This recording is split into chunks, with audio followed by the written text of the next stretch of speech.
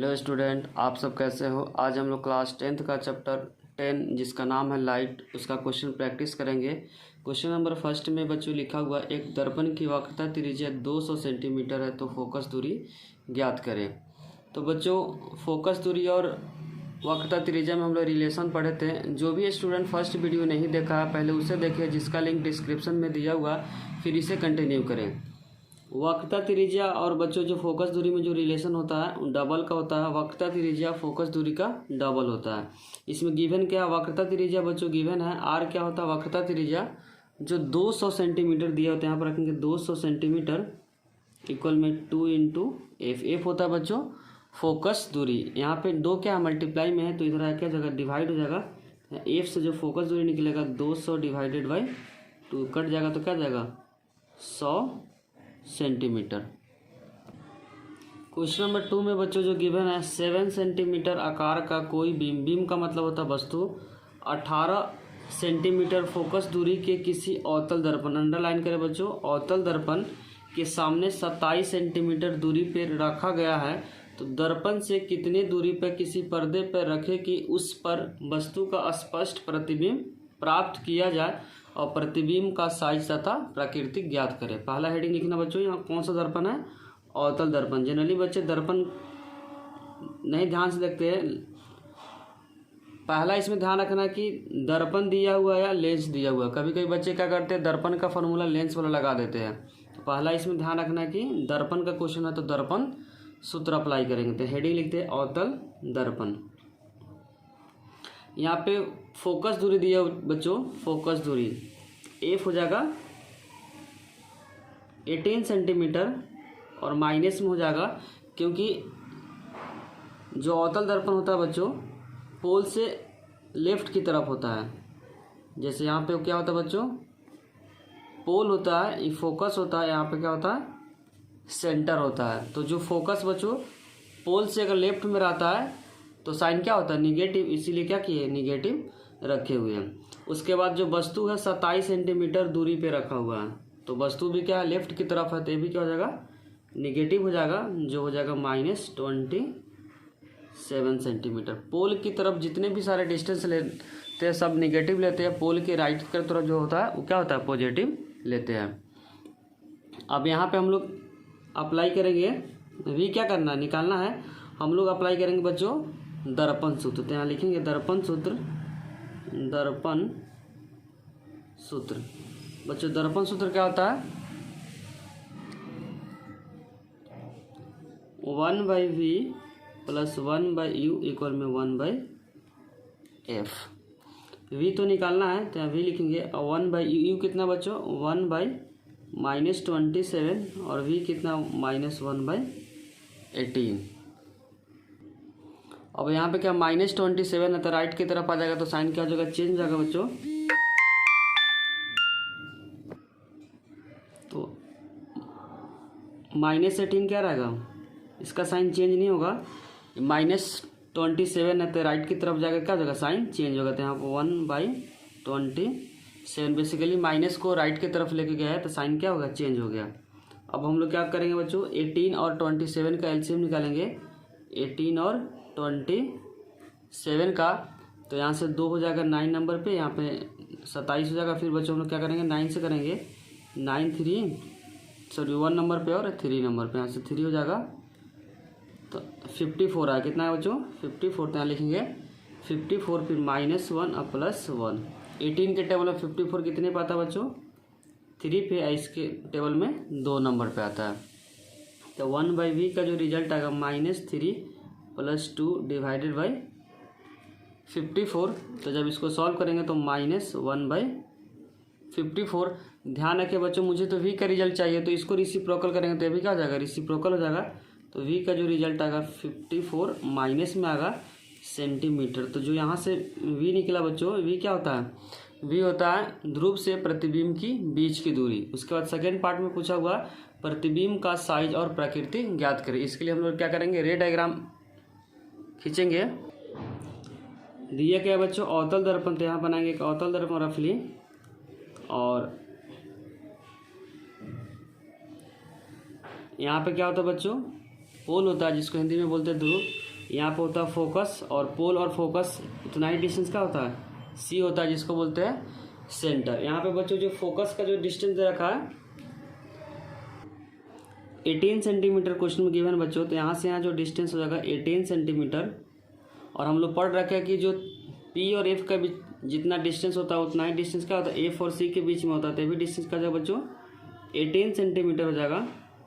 उसके बाद जो यू बच्चों जो गिवन है इसमें 27 गिवन है। यू कितना गिवन है 27, माइनस में गिवन है, क्योंकि यहाँ से जो भी डिस्टेंस लेते हैं क्या लेते हैं माइनस में लेते हैं।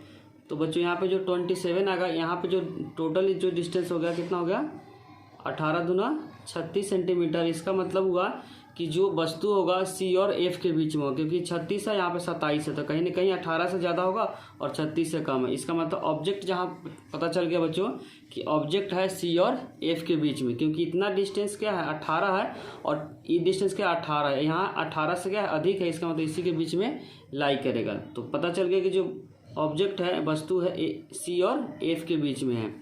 तो हम लोग पढ़ रखे कि सी और एफ के बीच का जो इमेज बनता है बच्चों सी से परे बनता है।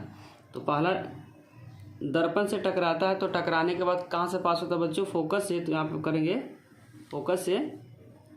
और दूसरा हम लोग कैसे लेते हैं जिस एंगल से टकराता है उतना ही एंगल से क्या होगा बच्चों बाहर आएगा। जितने एंगल से टकराएगा उतने ही एंगल से क्या होगा बाहर आएगा। तो यहाँ पे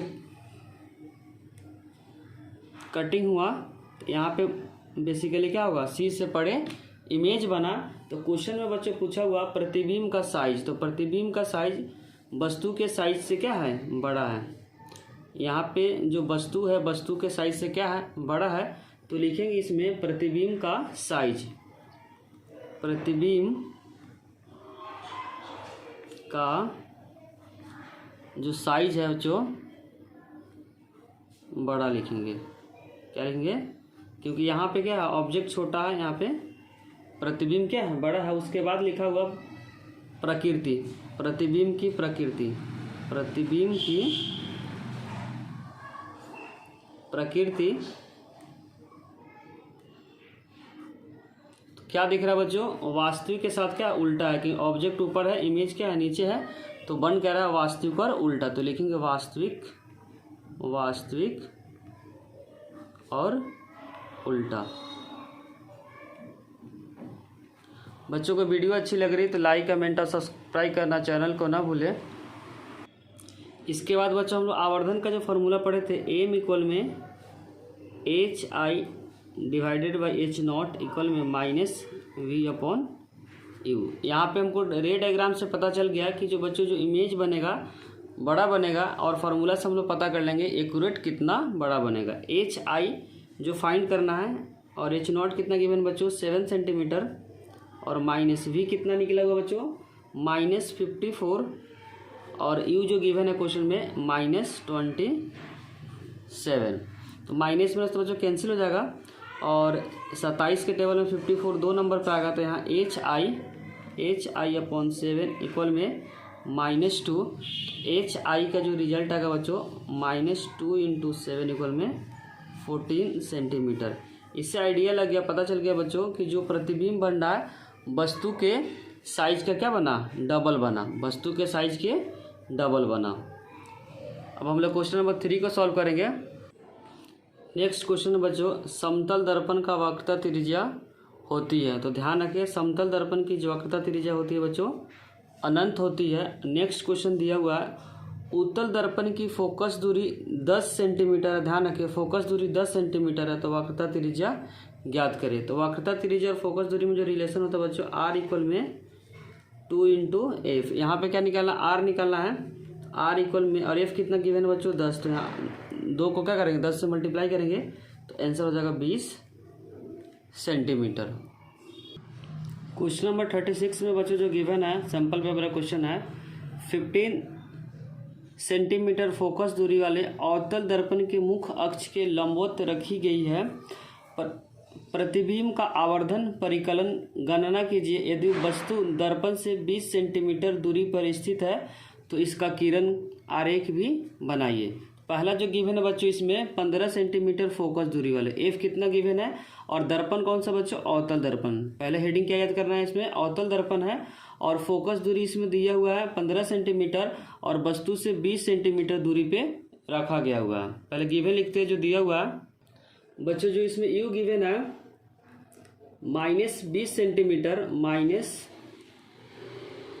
सेंटीमीटर और फोकस दूरी जो गिवन है इसमें -15 सेंटीमीटर। ध्यान रखें माइनस दिया हुआ नहीं रहता है, खुद से सोचते हैं, इसमें ध्यान नहीं रखते हैं कि अगर पोल से लेफ्ट की तरफ में होता है तो साइन क्या लेते हैं, निगेटिव लेते हैं, अब पोल के राइट की तरफ, ध्रुव से राइट की तरफ होता है तो पॉजिटिव होता है।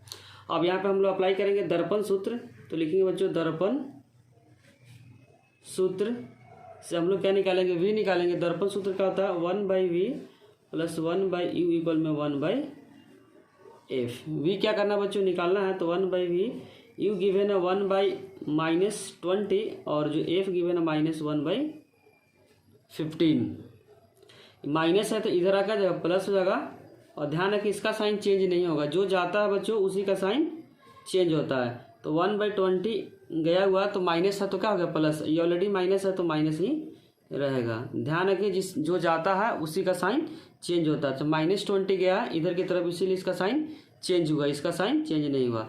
हम लोग अब 20 और 15 का जब एलसीएम निकालेंगे तो जो रिजल्ट आएगा 60 आएगा। यहाँ पे क्या निकालेंगे 60। बेसिकली इन दोनों का बच्चों एलसीएम निकाले हैं, तो 1/v और यहाँ पे 1 और सॉरी माइनस है तो हम 1 लिखेंगे। 20 के टेबल में बच्चों जो 60 आएगा 3 नंबर पे आएगा, 15 के टेबल में जो 60 आएगा 4 नंबर पे आएगा।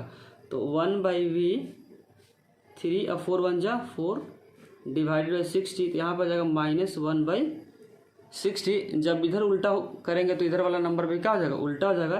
तो v का जो रिजल्ट आएगा बच्चों -60। सिंपली इधर उल्टा कर दिए तो इधर वाला भी नंबर क्या कर दिए, उल्टा कर दिए। तो v का जो रिजल्ट आएगा बच्चों 60।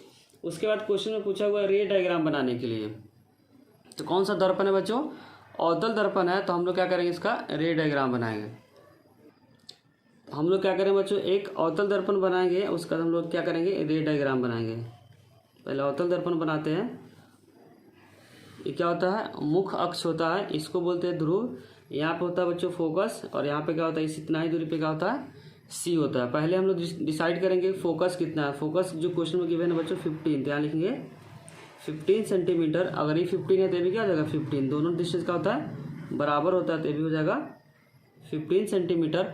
और ऑब्जेक्ट गिवन है बच्चों 20 सेंटीमीटर। इसका मतलब हुआ कि 15 से तो अधिक है लेकिन 30 से छोटा है, इसका मतलब जो 20 होगा कहीं ना कहीं इन दोनों के बीच में होगा। तो मान लेते हैं बच्चों जो 20 है, जो ऑब्जेक्ट है यहीं पे है, तो यहाँ पे ऑब्जेक्ट है और यहाँ से रे डायग्राम बनाएंगे।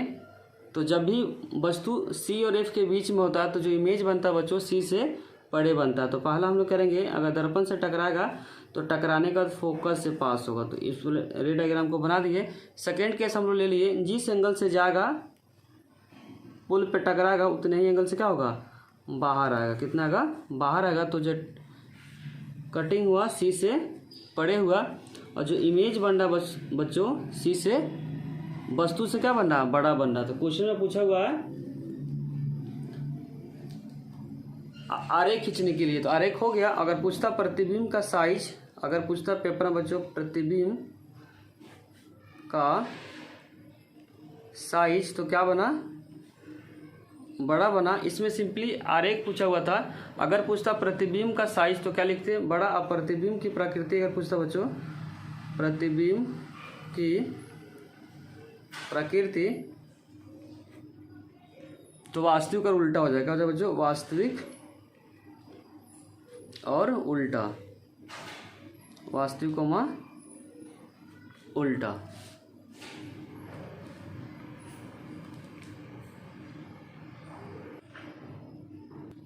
इसके सेकेंड पार्ट में जो क्वेश्चन गिवन बच्चों, निशा ने अपने दंत चिकित्सक से उनके क्लिनिक पर मुलाकात की।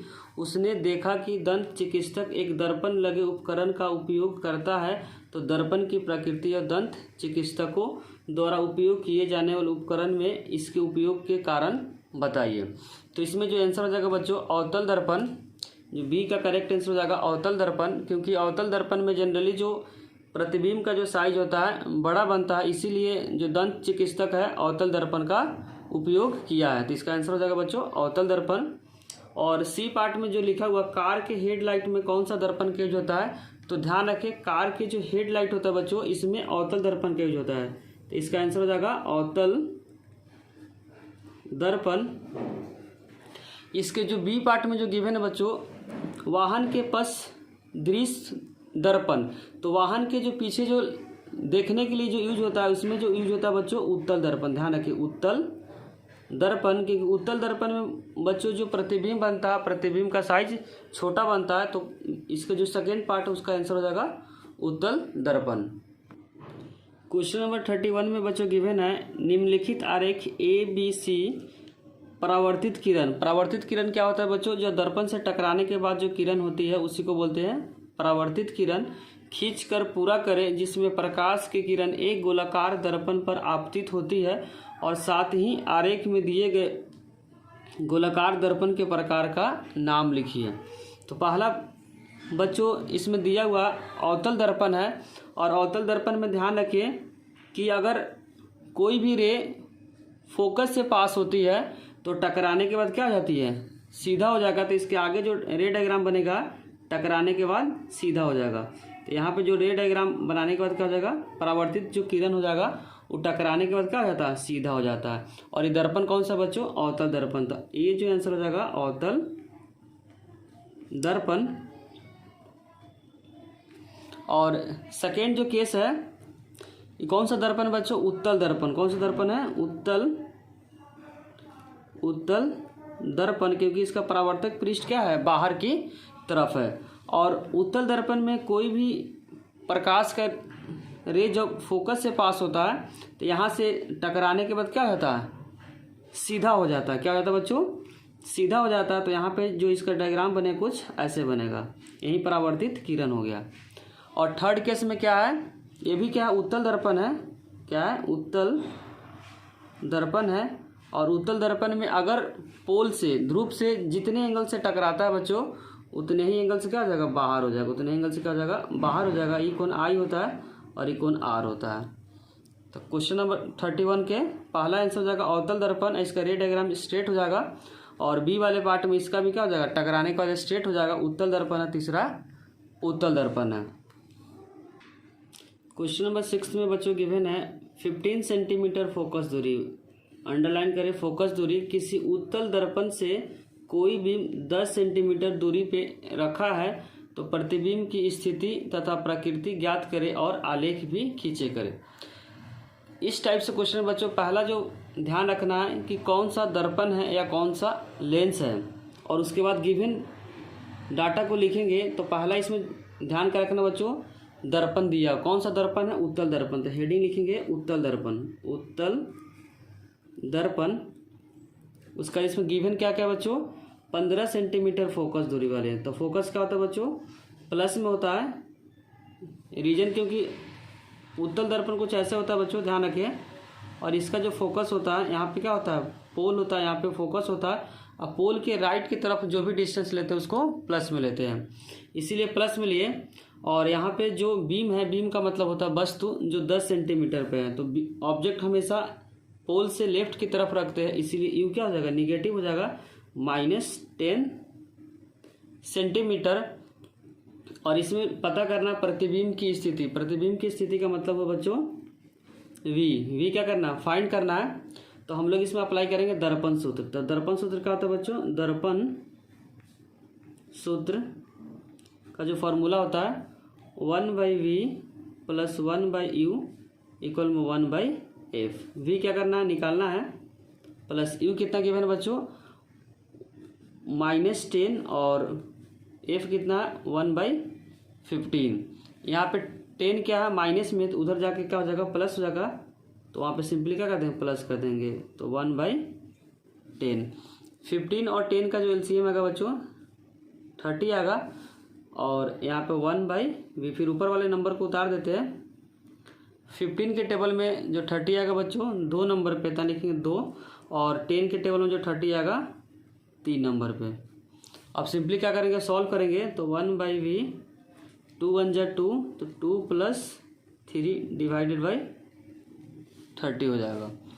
तो 1/v इक्वल में 3 to 5, 5/30। उसके बाद जब इधर वाले को बच्चों रेसिप्रोकल करेंगे, उल्टा करेंगे, तो इधर भी क्या हो जाएगा, उल्टा हो जाएगा। ध्यान रखिए। तो v का जो रिजल्ट आएगा 30/5 इक्वल में 6 सेंटीमीटर। तो जो v हो जाएगा प्लस में 6 सेंटीमीटर। उसके बाद हम लोग क्या करेंगे, इसका रे डायग्राम बनाएंगे।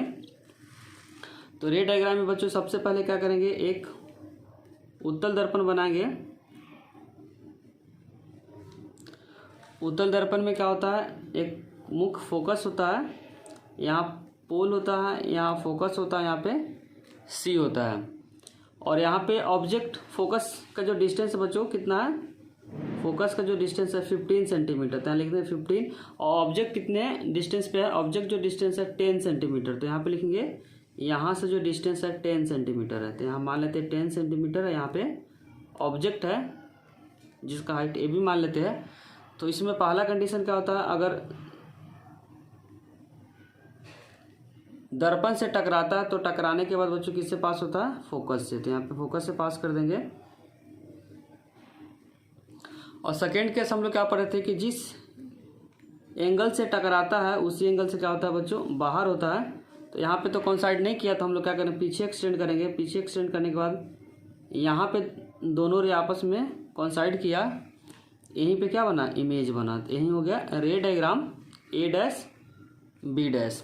और यहाँ पे क्वेश्चन पूछा हुआ बच्चों प्रतिबिंब की स्थिति। तो प्रतिबिंब का स्थिति क्या हुआ, P और F के बीच में। तो लिखेंगे प्रतिबिंब की स्थिति, प्रतिबिंब की स्थिति क्या हो गया बच्चों आंसर इसका, प्रतिबिंब जो बना है P और F के बीच में। तो लिखेंगे P और F के बीच में।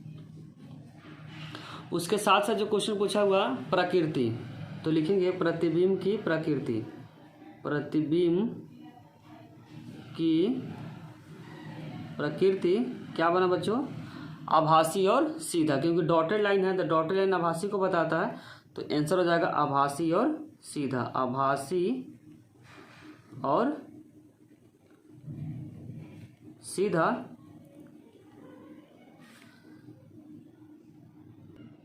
बच्चों वीडियो अच्छी लगी हो तो लाइक, कमेंट और सब्सक्राइब करना चैनल को ना भूलें। अगर कोई भी डाउट हो तो कमेंट सेक्शन में ज़रूर लिखें। Thank you.